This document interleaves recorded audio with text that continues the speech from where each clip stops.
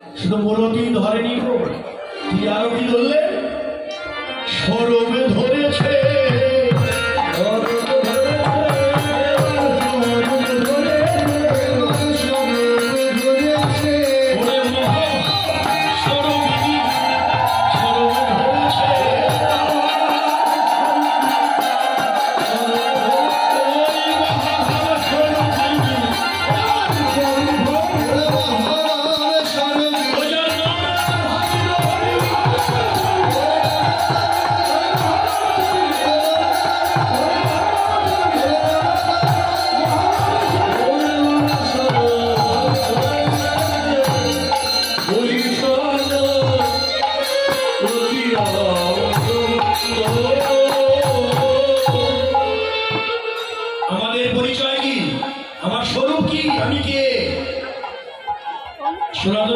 প্রশ্ন করেছিলেন আমি কে, কেন আমি ত্রিতাপ জ্বালায় জর্জরিত হই, কেমন করে ত্রিতাপ জ্বালা হতে পরিত্রাণ পাবো?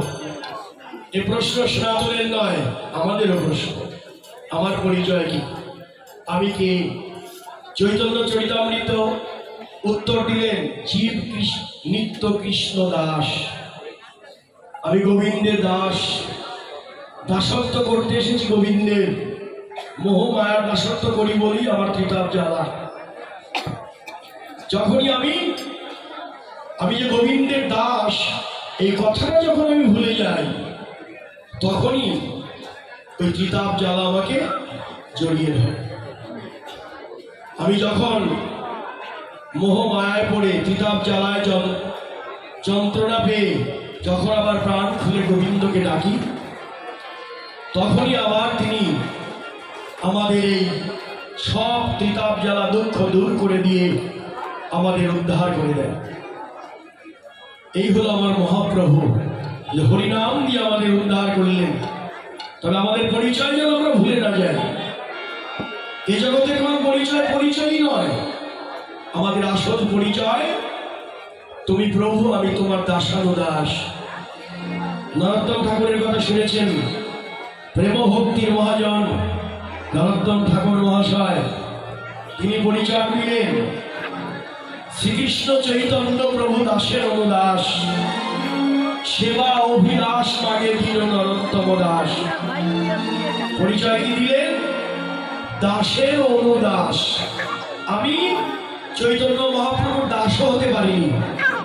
যে নাকি চৈতন্যদেবের দাস হয়েছে, আমি তার দাস হতে চাই।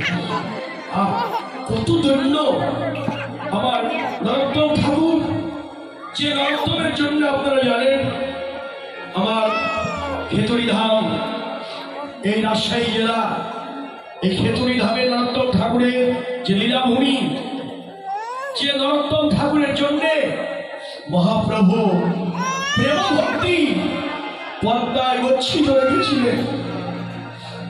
মহাপ্রভু একদিন পদ্মায় স্নান করতে এসেছিলেন। এই যে পদ্মা, যে পদ্মা আমরা বলি, এই পদ্মায় পশ্চিম বাংলা তারই নাম হয়েছে গঙ্গা।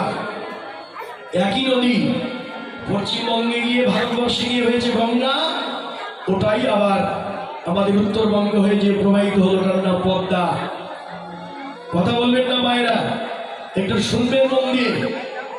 অন্যমনস্ক হলে এখানে আসার কোনো মানে নেই। একটু মন দিয়ে কান দিয়ে শুনলেই আপনার লাভ। মহাপ্রভু যখন পদ্মা স্নান করতে এলেন, পদ্মাকে বললেন, পদ্মা, আমি তোমার কাছে একটা অমূল্য সম্পদ রেখে যাব।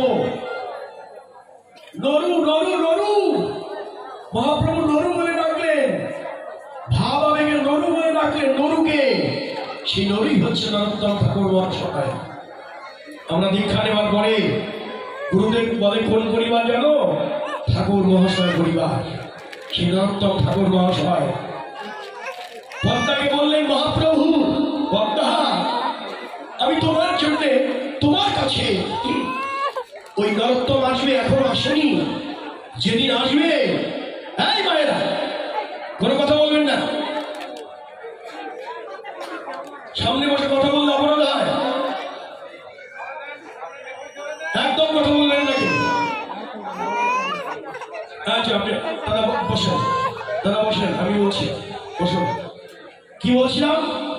মহাপ্রভু পদ্মাকে বললেন, পদ্মা, নরোত্তম আসবে, নরোত্তম যখন আসবে আমি তার আসার আগেই পদ্মা তোমার কাছে আমি আমার অমূল্য সম্পদ কাউকে যা দেখিনি সেই প্রেম ভক্তি ধন আমি তোমার কাছে রেখে গেলাম।